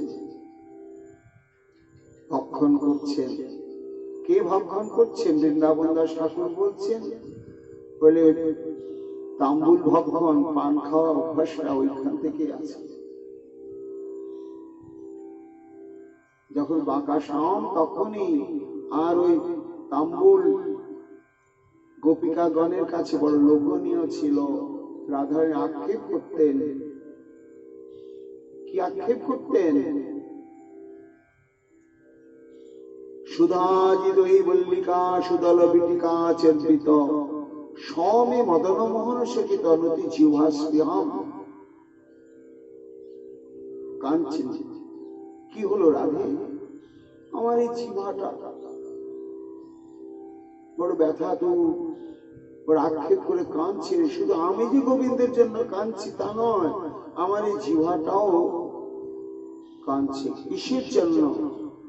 সুধাজি ওহি বল্লিকা সুদল বিটিকা চর্বিত। ওহি বল্লি মানে হচ্ছে পান গাছ, সুদল মানে পান পাতা। পানের মধ্যে আবার একটা জাতের সাঁচি পান বলে, তার সুগন্ধ এখন পাওয়া যায় কিনা জানি না। তা সেই পান আবার যেমন তেমন নয়, আমাদের দেশে পান সবুজ রঙের হয়, কিন্তু গোবিন্দ যে তাম্বুল ভোজন করেন, রাধারানী সাজিয়ে দেন, সেটি হচ্ছে একেবারে স্বর্ণবর্ণ পাতাগুলো, সোনার বর্ণ। এবং তার সাথে কেমন সুধাজি পানগুলো স্বভাবত এত সুস্বাদু যে সুধার আস্বাদ মাধুর্যকেও পরাভূত করে দেয়। তা সেই সুধার মাধুর্যকে পরাভূতকারী সেই যে তাম্বুল শ্রীকৃষ্ণ যখন চর্বণ করেন, তখন ওটি চর্বণ করার পরে ওর স্বাদটা আরো কোটি কোটি গুণ বেড়ে যায়। সেই যে চর্বিত তাম্বুল, ওই সেই চর্বিত তাম্বুল আস্বাদন করবার জন্য আমার জিহ্বাটা হাহাকার করছে। কৃষ্ণের তাম্বুলে বড় আসক্তি। কেন? ওই চর্বিত তাম্বুলের মধ্যে এমন কি আছে গো রাধারানী, যে তোমার জিহ্বাটা এত ব্যাকুল হয়ে আছে? না ব্রজাত লোক কুলেঙ্গনে তর রসালি তৃষ্ণা হর। অদ্ভুত! কৃষ্ণের যে চর্বিত তাম্বুল, তার মধ্যে একটা অলৌকিক শক্তি রয়েছে। জগতে যারা লোভী ব্যক্তি, তাদের অনেক কিছু লোভ থাকে। কতক্ষণে পাবো, না পেলে মনটার ভিতরে কষ্ট হয়, ইস কখন পাবো। তা এই যে কৃষ্ণ প্রসাদ ব্যতিরিক্ত অন্য দ্রব্যের প্রতি আস্বাদনের যে আসক্তি, সে আসক্তিটাকে ত্যাগ করা যায় না। কিন্তু রসালি তৃষ্ণা হর, কেউ যদি কৃষ্ণের কোনদিন চর্বিত তাম্বুল একদিনের জন্য আস্বাদন করে, তাহলে অপ্রসাদী দ্রব্যের প্রতি তার যে আসক্তি, সেটা এমনি চলে যায়। এবং প্রতিপদ অধরামৃত, ওই তাম্বুলটা যখন চর্বিত হয় কৃষ্ণের বদনে গিয়ে, তারপরে যখন উচ্ছিষ্ট রূপে আমাদের হাতে আসে, তখন ওর থেকে একটা জ্যোতি বের হয়, অদ্ভুত অপ্রাকৃত চিন্ময়। এবং এটি সবার সহজলভ্য নয়, সুকৃতি লভ্য কৃষ্ণ ফেলা লভ। কোটি কোটি জন্মের সৌভাগ্য সুকৃতি থাকলে তবেই কৃষ্ণ অধরামৃত প্রাপ্ত হওয়া যায়। সেই অধরামৃতের আস্বাদনটা বেশি কোথায়? না চর্বিত তাম্বুলেই। যার জন্য রাধারানী ওই চর্পিত তাম্বুলের জন্য সর্বক্ষণ লালায়িত হয়ে থাকেন। আজকে মহাপ্রভু সেই তাম্বুলই কাছ থেকে গ্রহণ করলেন। দিব্য পর্ণ কর্পূরাদি যতই অনুকূল, শ্রদ্ধা করি দিলা তার নাহি নিল মূল। তাম্বুলের অনুগ্রহ করি গৌর রায়, হাসিয়া হাসিয়া সর্বনগরে বেড়ায়। মধুপুরী প্রায় যেন নবদ্বীপ পুরী, একো জাতি লক্ষ লক্ষ কহিতে না পারে। প্রভুর বিহার লাগে পূর্বেই বিধাতা, সকল সম্পূর্ণ করি থইয়াছে তথা। বৃন্দাবন দাস ঠাকুর বলছেন এইভাবে নবদ্বীপ পরিকল্পিত ভাবে একটা সাজানো ধাম, সুন্দর করে ভাগ গোয়ালা পল্লী, গন্ধবল্লী ইত্যাদি ইত্যাদি। আর সেইভাবে প্রভু আমার পরিভ্রমণ করছেন, তাতে আরো সেবার অনুকূল পরিবেশ হচ্ছে। পূর্বে যেন মধুপুরী করিলা ভ্রমণ, সেই লীলা করে বেশ চিরনন্দন। বৃন্দাবন দাস ঠাকুর বলছেন, কেউ প্রশ্ন করতে পারেন যে প্রভু তো আমার পতিত পাবন অবতার, তা তিনি নাম প্রেম দিয়ে পতিত উদ্ধার করতে এসে আবার মালাকারের ঘরে গিয়ে মালা পড়ছেন কেন? তাম্বুলির ঘরে গিয়ে তাম্বুল গ্রহণ করছেন কেন? বুঝে পূর্বের ভাবটা তো ছাড়তে পারেনি, রংটা পাল্টিয়েছে কিন্তু স্বভাবটা তো পাল্টায় না। কেননা ভাগবতে কি আছে না, অক্রূর যখন শ্রীকৃষ্ণকে নিয়ে এলেন মথুরায়,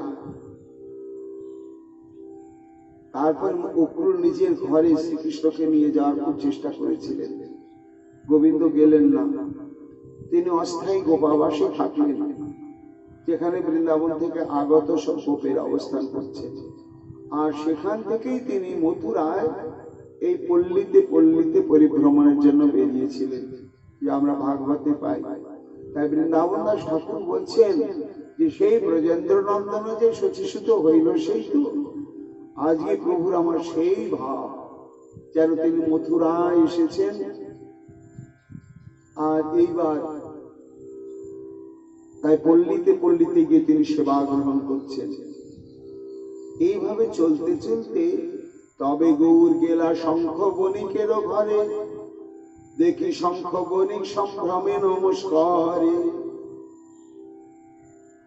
কাংস বণিক, গন্ধ বণিক, শঙ্খ বণিক, এরকম সব অনেক বণিক।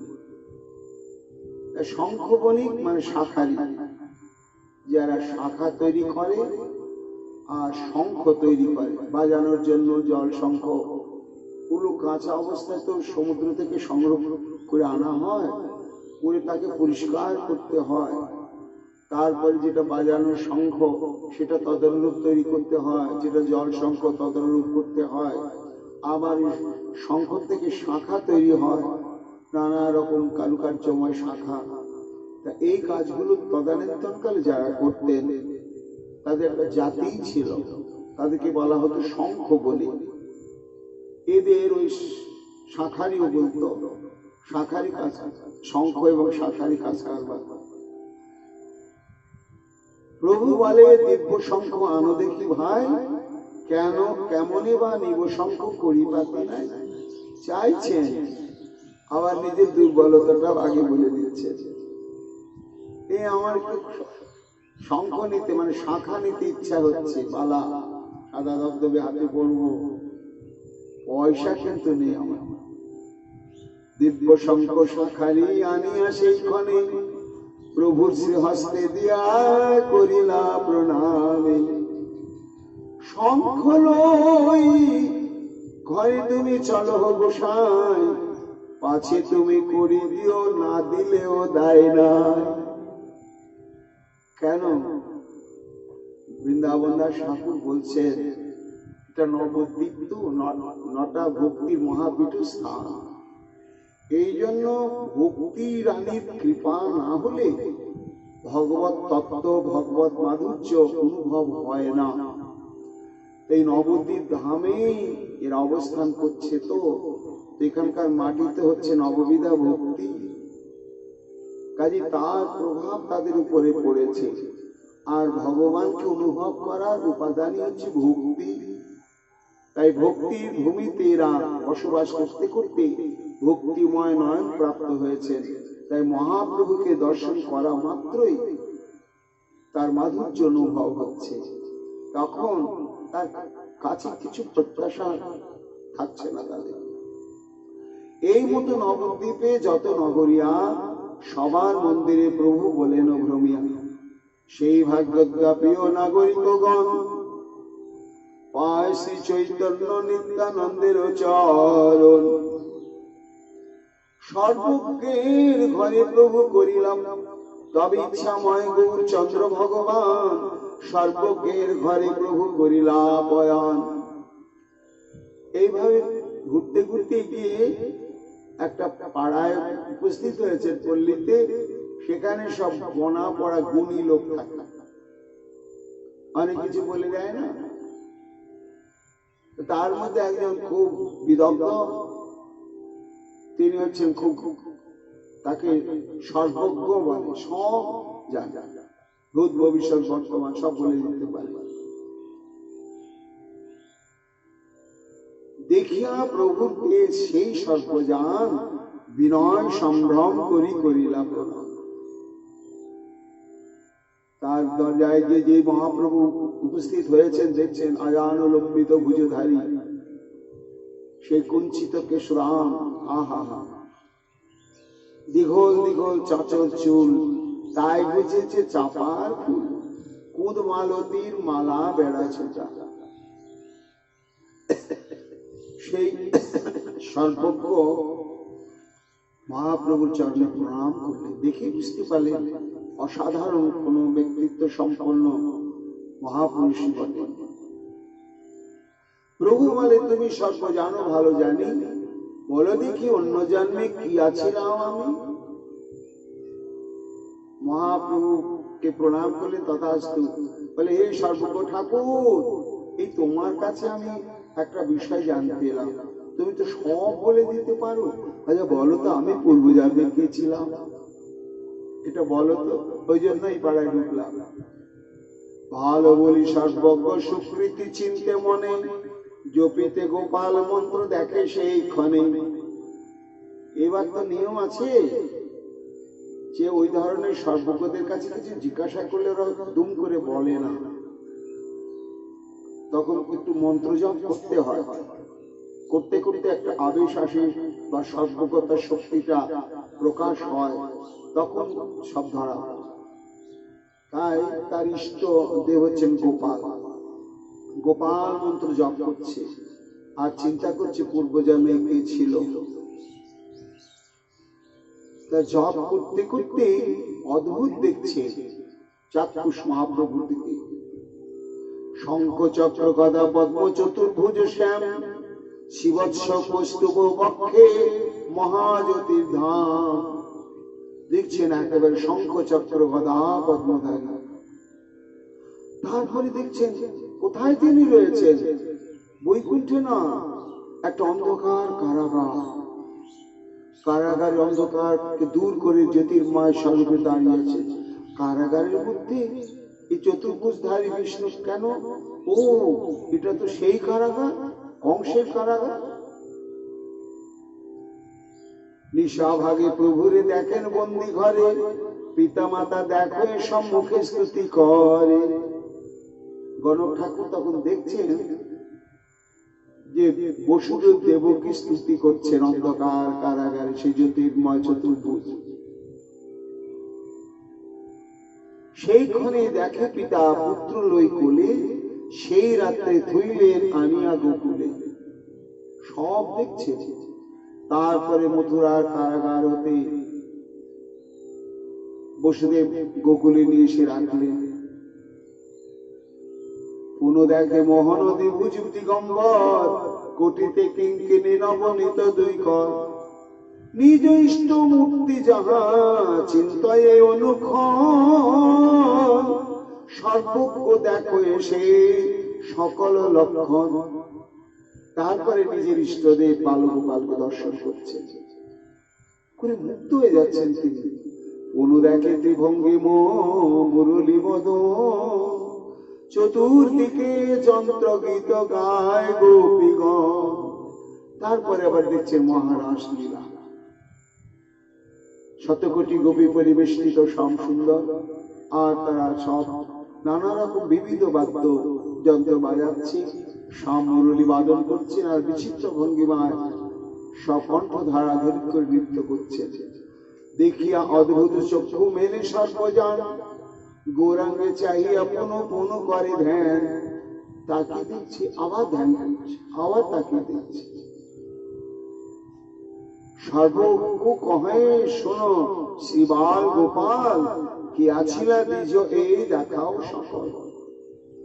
আর কৌতূহল থামতেই পারলে না, বারবার এই সমস্ত যখন দেখতে লাগলে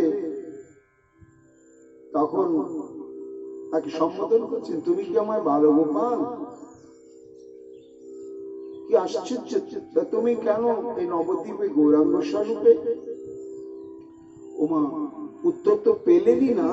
আবার মহাপ্রভুর দিকে তাকিয়ে দেখছেন, তবে দেখে ধনুর্ধর দুর্বাদল শ্যাম, বিরাসনে প্রভুরে দেখো সর্বজন। রাম অবতার দেখছে। আরো আশ্চর্য, কোন দেখে প্রভুরে প্রলয় জল মাঝে, অদ্ভুত বরাহ মূর্তি দন্তে কীর্তি সাজে। তারপর দেখছেন তো রামচন্দ্র নয়, প্রলয় পয়দি জলে মৎস্য অবতার। প্রলয় পয়দি জলে হৃদয় শিবেদম, বিহিত্র বহিত্র চরিত্র মাখে কেশাবধৃত মীন শরীর। জয় জগদীশ হরে, জয় জগদীশ হরে। তারপরে আবার দেখছেন কি, না না মৎস্য অবতার তো নয়, অদ্ভুত বরাহ মূর্তি দন্তে কীর্তি সাজে। তারপরে দেখছেন না না মৎস্য অবতার তো নয়, বরাহ অবতার। বসতি দশন শিখরে, সে পৃথিবীকে দন্তে ধারণ করে রয়েছে। তারপরে আবার দেখছেন কোন দেখে প্রভুরে বামন রূপ ধরি, বলিযজ্ঞ চলিতে আছেন মায়া করি। কোন দেখে মৎস্য রূপে প্রলয়ের জলে করিতে আছেন জলক্রীড়া কৌতূহলে। সুকৃতি সর্বজ্ঞ কোন দেখে প্রভুরে মত্ত হলধর রূপ শ্রীভূষণ করে। কোন দেখে জগন্নাথ মূর্তি সর্বজন, মধ্যে সবে সুভদ্রা, দক্ষিণে বলরাম। এত কিছু দর্শন করতে করতে মহাপ্রভুকে কি স্বরূপে দেখলেন শেষে? একেবারে জগন্নাথ দেব, সাক্ষাৎ জগন্নাথ দেব। এই মতো ঈশ্বর তত্ত্ব দেখে সর্বজন, তথাপি না বুঝে কিছু হেন মায়া। তবু তিনি চিনতেই পারলেন না যে এই আমার মহাপ্রভুই সেই। চিন্তায় সর্বজ্ঞ মনে হইয়া বিস্মৃত, হেন বুঝি এ ব্রাহ্মণ মহামন্ত্রবিত। এরকম দেখছি কেন? ও মনে হয় এই ব্রাহ্মণ কোন তন্ত্রমন্ত্র জানে, আর এই তন্ত্রমন্ত্রের শক্তিতে ও এক একটা করে রূপ প্রকাশ করছে, আর আমি তাই দেখছি। না না না না, মনে হয় অথবা দেবতা কোন আসিয়া কৌতুকে পরীক্ষিতে আমারে বা ছলে বিপ্রের রূপে।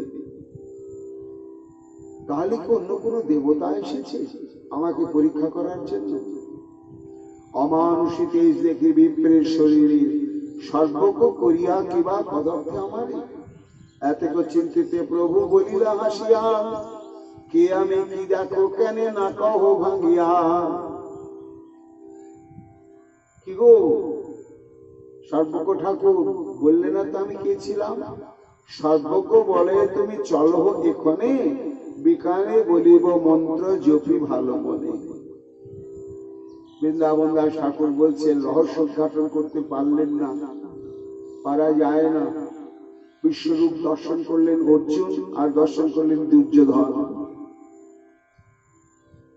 শ্রীকৃষ্ণের বিশ্বরূপ দর্শন করে অর্জুন আত্মসমর্পণ করলেন, আর দুর্যোধন ভাবলেন কৃষ্ণ একটা ম্যাজিশিয়ান, আমার সামনে একটা অদ্ভুত জাদু দেখালো, তাই ওকে এইরকম মনে হলো।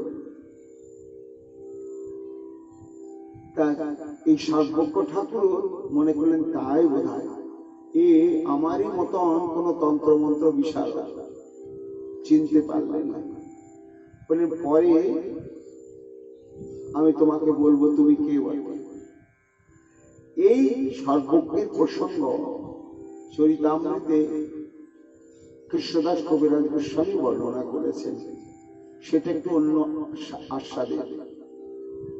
আর দিনে জ্যোতিষী সর্বজ্ঞ এক আইল, তাহার সম্মান করি প্রভু প্রশ্ন করিল, কি আছিলাম আমি পূর্ব জন্মে কহ গণি, গণিতে লাগিলা সর্বজ্ঞ প্রভু বাক্য শুনি।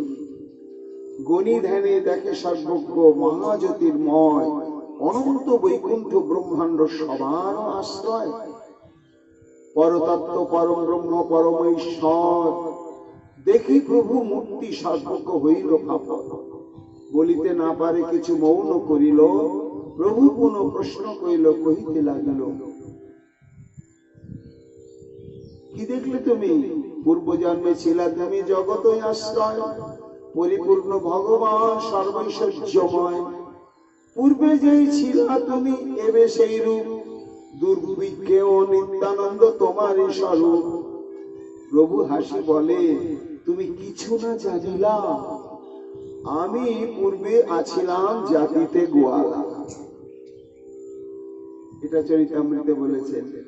বলে ও সর্বজ্ঞ ঠাকুর তুমি গুনে পড়ে যা যা বলে আসল নয়, আমি পূর্ব জন্মে ছিলাম গোয়ালা, গোপগৃহে জন্ম ছিল গাভীর রাখাল, সেই পুণ্যে এবে হইলাম ব্রাহ্মণ ছাওয়া। গোয়ালার ঘরে জন্ম ছিল তো গোমাতার খুব সেবা করেছিলাম, এই গোমাতার সেবা করার আশীর্বাদে এই জন্মে আমি এখন বামুন হয়ে জন্মগ্রহণ করেছি, বুঝলেন তো? পূর্ব জন্মে আমি গোয়ালি ছিলাম। সর্বজ্ঞ কহে তাহা আমি ধ্যানে দেখিলাম, তাহাতে ঐশ্বর্য দেখে ফাঁপর হইলাম। এই রূপে সেই রূপে দেখি একাকার, কভু ভেদ দেখি এ মায় তোমার। যে হও সে হও তুমি তোমারে নমস্কার, তারে প্রভু প্রেম দিয়া কইলা পুরস্কার। এরপরে মহাপ্রভু আবার অন্য পল্লীতে কার কাছে গিয়ে উপস্থিত হলেন, আগামীকাল আমরা শ্রবণ কীর্তন করব। এখনকার মতো চৈতন্য ভাগবত কথা আমাদের এখানেই বিশ্রাম লাভ করছে। নরহরি প্রাণ গোরা গৌরাঙ্গ হে, গর্ব করে গাইব মোরা গৌরাঙ্গ হে, বাহু তুলে বলবো মোরা গৌরাঙ্গ হে, আমার তোমার সবার গোরা গৌরাঙ্গ হে। হা গোরা প্রাণ গোরা, হা গোরা প্রাণ গোরা।